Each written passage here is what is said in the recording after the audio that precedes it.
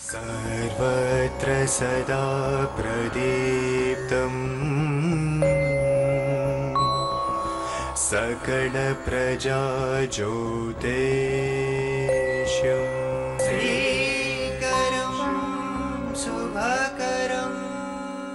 ప్రేక్షకులకు నమస్కారం. శ్రీకరం శుభకరం కార్యక్రమానికి స్వాగతం, సుస్వాగతం. ఈనాటి కార్యక్రమంలో మొట్టమొదటిగా పంచాంగం, శుభ సమయాలు, ఆ తర్వాత నవగ్రహ సంచారం, ఆ తర్వాత నవగ్రహ సంచారాన్ని అనుసరించి ద్వాదశ రాశుల వారికి ఈరోజు గ్రహస్థితి ఏ విధంగా ఉంటుంది, వారు ఎటువంటి పరిహారాలు పాటించాలి అన్న అంశం, అదేవిధంగా ఈ శనివారంలో జరిగితే ముఖ్యమైన వ్యవహారాలు ప్రారంభం చేయాలి లేదా కీలక నిర్ణయాలు తీసుకోవాలి అని చెప్పి అనుకుంటున్నారు, వారు ఏ భగవంతుని పూజిస్తే వారి విజయావకాశాలు మెరుగుపడుతుంది అన్న అంశం, దాంతోపాటుగా జ్యోతిష శాస్త్రరీత్యా మనం ప్రతినిత్యం భుజించే ఆహార పదార్థాల మీద ఏ గ్రహాల యొక్క ప్రభావం అధికంగా ఉంటుంది అన్న అంశం గురించి తెలుసుకుంటున్నాం. అందులో భాగంగా ఈనాటి కార్యక్రమంలో బియ్యం మరియు గోధుమల మీద ఏ గ్రహ ప్రభావం అధికంగా ఉంటుంది, ఎటువంటి సమస్యలను వారు బియ్యం మరియు గోధుమలతో వండిన ఆహార పదార్థాలను భుజించరాదు, దీనివల్ల వారికి ఎటువంటి సమస్యలు కలుగుతాయి అన్న అంశం, దాంతోపాటుగా శుభకరం అన్న అంశంలో భాగంగా మనం ఏదైనా పని మీద బయలుదేరి వెళ్ళేటప్పుడు శకున శాస్త్రరీత్యా ఏనుగు మనకు దర్శనమిస్తే దీన్ని దేనికి సంకేతంగా భావించాలి అన్న అంశం గురించి కూడా తెలుసుకునే ప్రయత్నం చేద్దాం. కార్యక్రమాన్ని మొట్టమొదటిగా పంచాంగంతో ప్రారంభం చేద్దాం.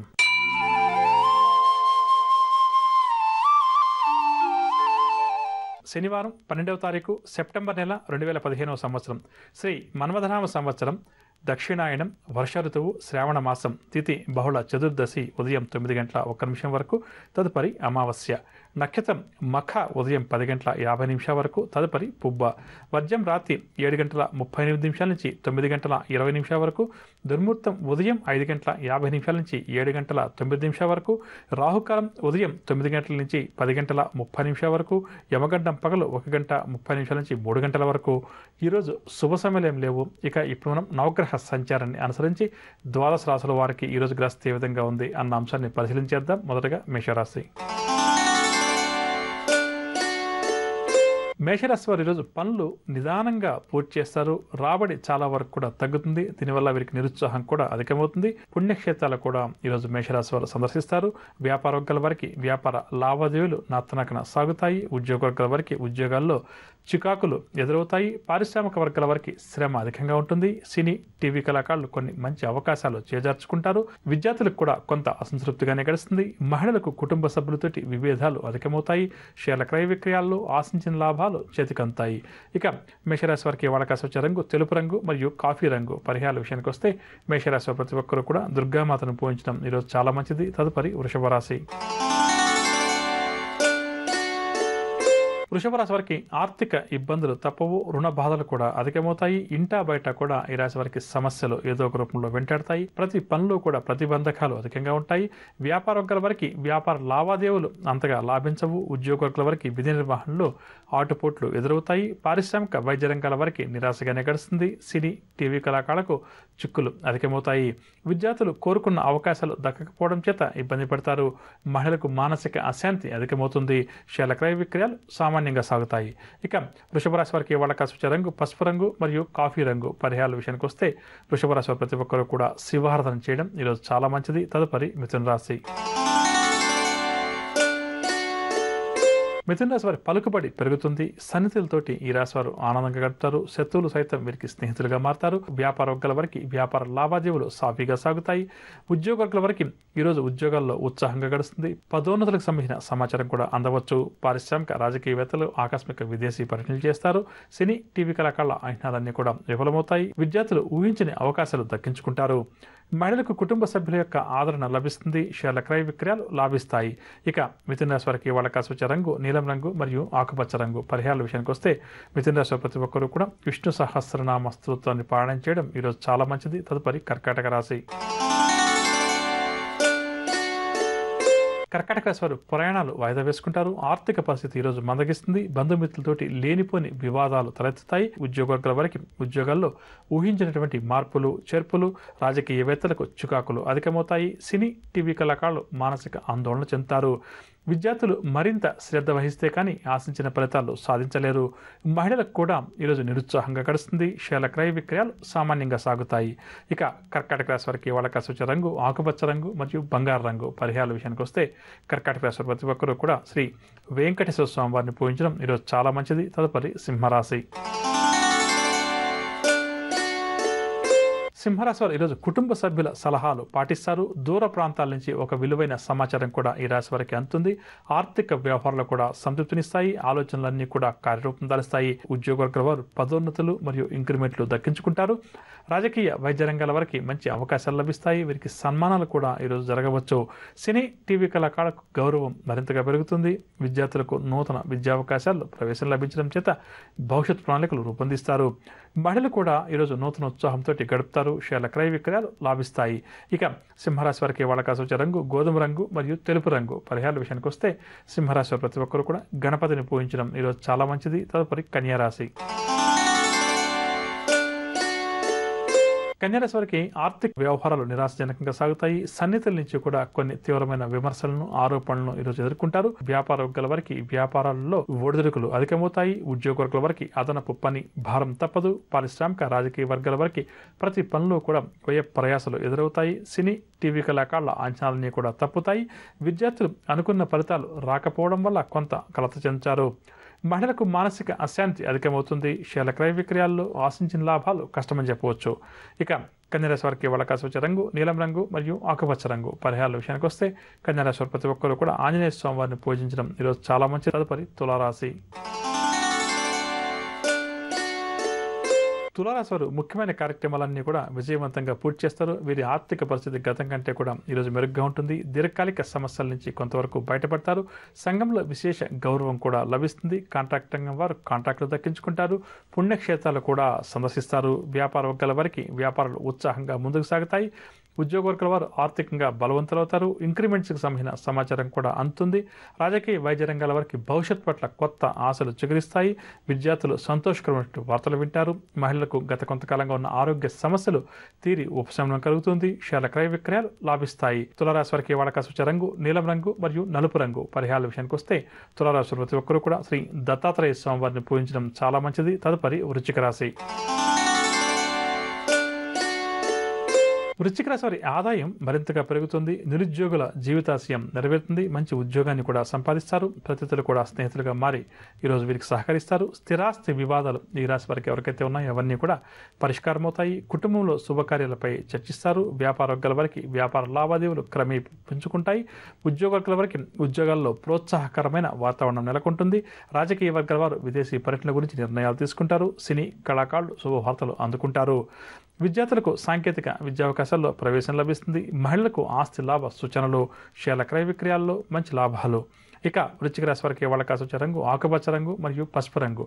పరిహారాల విషయానికి వస్తే వృశ్చిక రాశి వారి ప్రతి ఒక్కరూ కూడా విష్ణు సహస్రనామ స్తోత్రాన్ని పారాయణం చేయడం ఈరోజు చాలా మంచిది. తదుపరి ధనురాశి.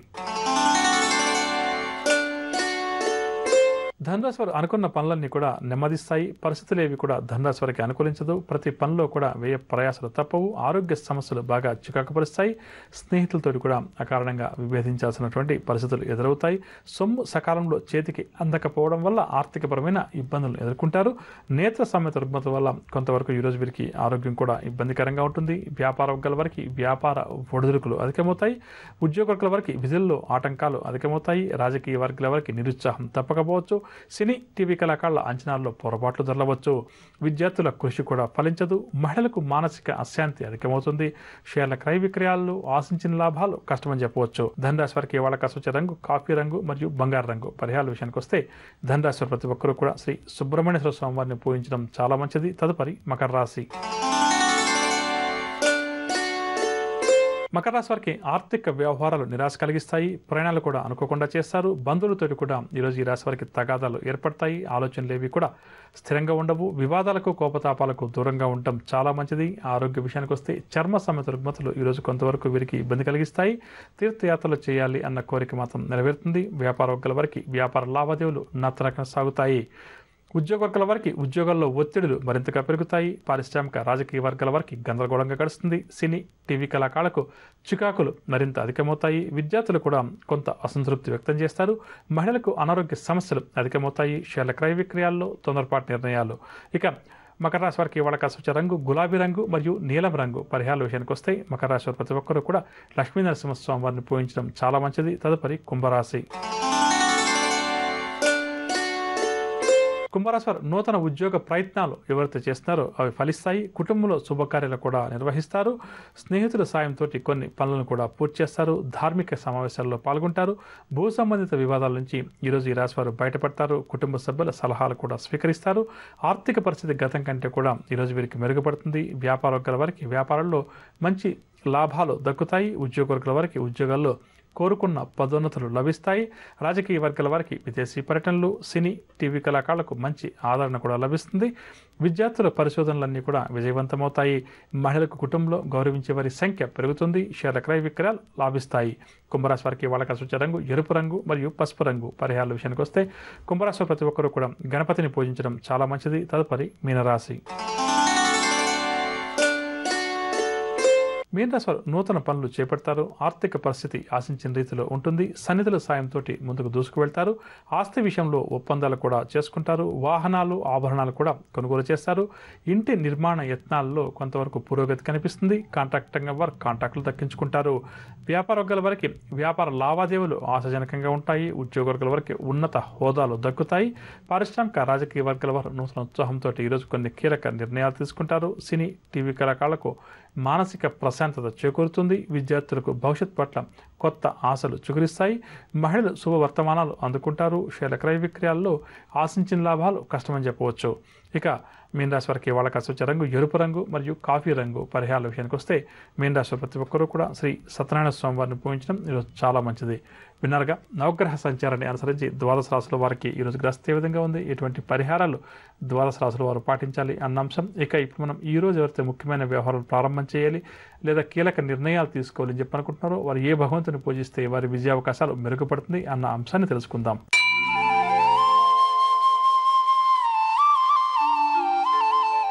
ఈరోజు శనివారం కావున శనిగ్రహ ఆరాధన చాలా మంచిది.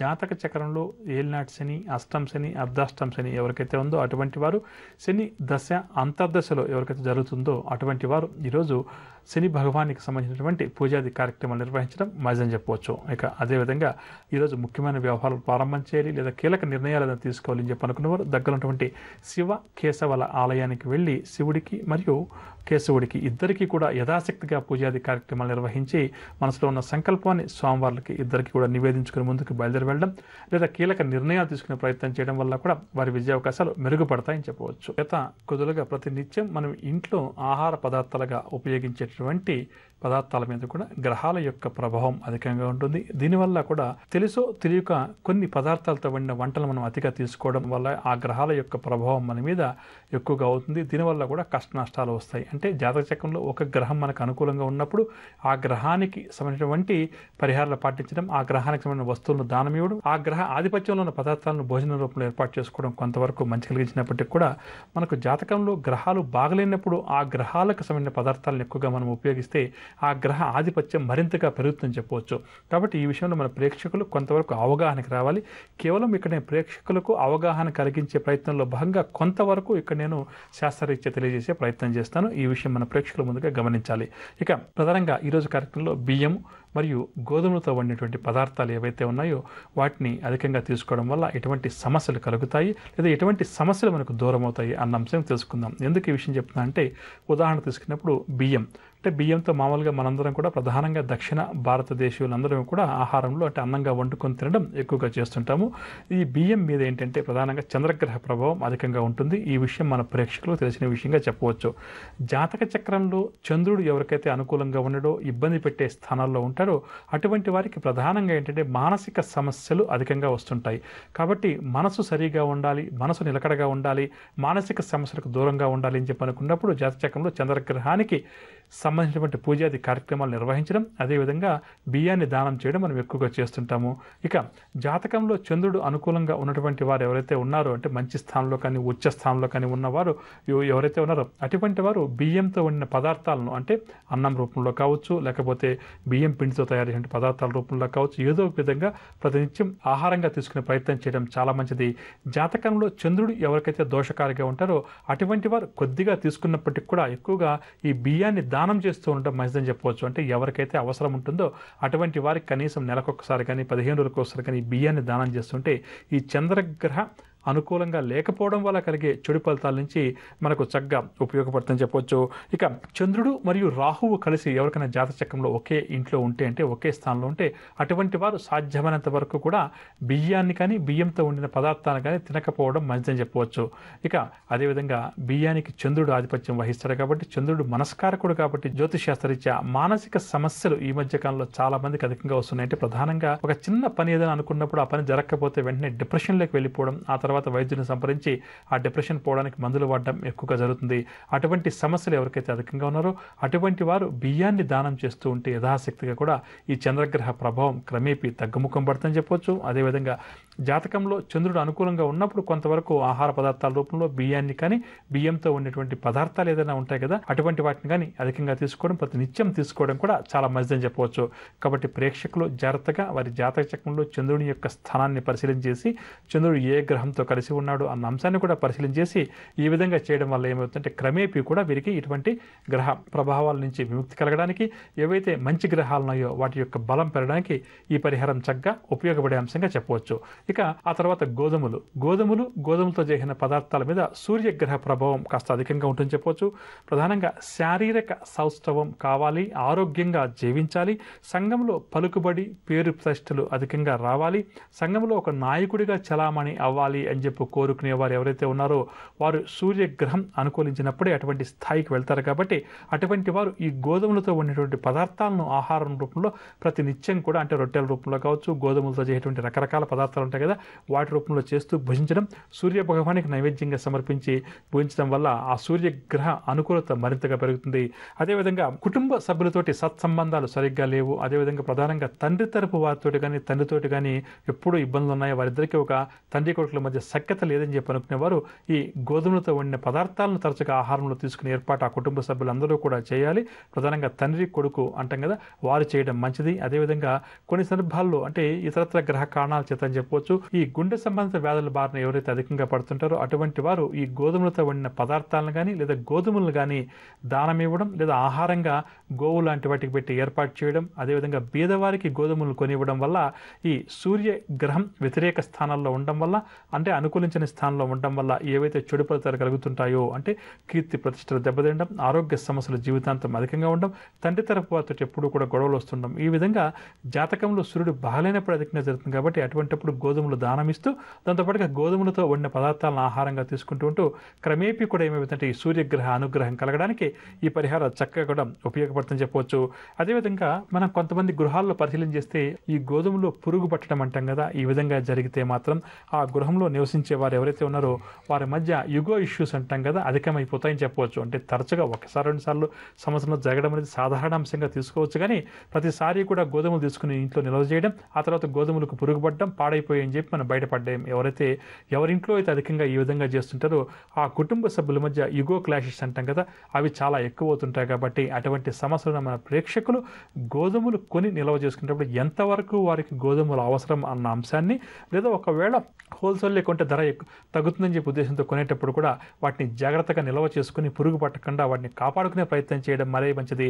ఒకవేళ ఈ గోధుమలు ఇంక ఇప్పట్లో ఉపయోగించలేము అని చెప్పి అనుకున్నప్పుడు వెంటనే వారి ఇంట్లో పనిచేసే వారికి కానీ, బీదవారికి కానీ, లేదా ఎవరికైనా గుళ్ళో ఎక్కడైనా అన్నదానం లాంటి జరిగే చోట కానీ వెళ్ళి ఇటువంటి ఆహార పదార్థాలు వృధా కాకుండా, ప్రధానంగా ఇక్కడ గోధుమల గురించి మనం చర్చించుకుంటున్నాం కాబట్టి వృధా కాకుండా అక్కడ అన్నదానం జరిగే చోట ఇచ్చి రావడం వల్ల ఆ గోధుమలను వారు ఏదో ఒక రూపంలో ఉపయోగించుకుంటారు. కాబట్టి 10 మంది దానికి భోజనం చేసే రూపంలో తీసుకుంటారు. కాబట్టి మనకు మంచి జరుగుతుంది, ఆ విధంగా చేసిన వారికి కూడా మంచి జరుగుతుంది. అలాగే ఈ గోధుమలు ఎవరి ఇంటైతే తరచుగా పురుగు పట్టి పాడైపోతున్నాయో అటువంటి వారు ప్రధానంగా ఏంటంటే అనారోగ్య సమస్యలతో పాటుగా కీర్తి ప్రతిష్టలకు సంబంధించిన సమస్యలు, యుగో క్లాషెస్ అంటాం కదా అవి, అదేవిధంగా లివర్కి సంబంధించినటువంటి సమస్యలు వచ్చే అవకాశం కూడా వారి ఇంట రాబోతున్నది అనే సంకేతంగా భావించి ఈ గోధుమలు కొనుగోలు చేసే విషయంలో కానీ, నిల్వ చేసే విషయంలో కానీ, ఉపయోగించే విషయంలో కానీ వీరు ఎంత జాగ్రత్త వహిస్తే వీరికి అంత మంచిదని చెప్పవచ్చు.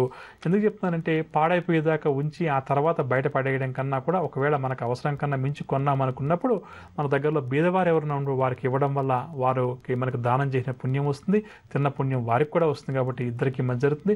ప్రధానంగా మనకు ఈ చెడు గ్రహాల యొక్క ప్రభావం తగ్గడానికి మనం ఇచ్చేటువంటి ఈ వస్తువులు దానం చక్కగా ఉపయోగపడుతుంది. కాబట్టి ఈ విషయంలో మన ప్రేక్షకులు శక్తి మేరకు దాన ధర్మాలు చేస్తూ ఉంటాం. అదేవిధంగా పాడైపోయిన వస్తువులు ఎవరికైనా కన్నా ఇవ్వడం కన్నా కూడా అవి మంచి స్థితిలో ఉన్నప్పుడే ఇతరులకు ఇవ్వడం వల్ల మనకు పుణ్యం పురుషార్థం కూడా దక్కుతాయని చెప్పవచ్చు. రేపటి కార్యక్రమంలో మనం ప్రతినిత్యం ఇంట్లో ఉపయోగించే ఆహార పదార్థాల మీద ఏ గ్రహాల ప్రభావం అధికంగా ఉంటుంది అన్న అంశం గురించి మరికొంత తెలుసుకునే ప్రయత్నం చేద్దాం. ఇప్పుడు మనం శుభకరం అన్న అంశంలో భాగంగా శకున శాస్త్రరీత్యా ఏదైనా పని మీద బయలుదేరేటప్పుడు ఏనుగు మనకు దర్శనమిస్తే దీన్ని దేనికి సంకేతంగా భావించాలి అన్న అంశం గురించి తెలుసుకుందాం.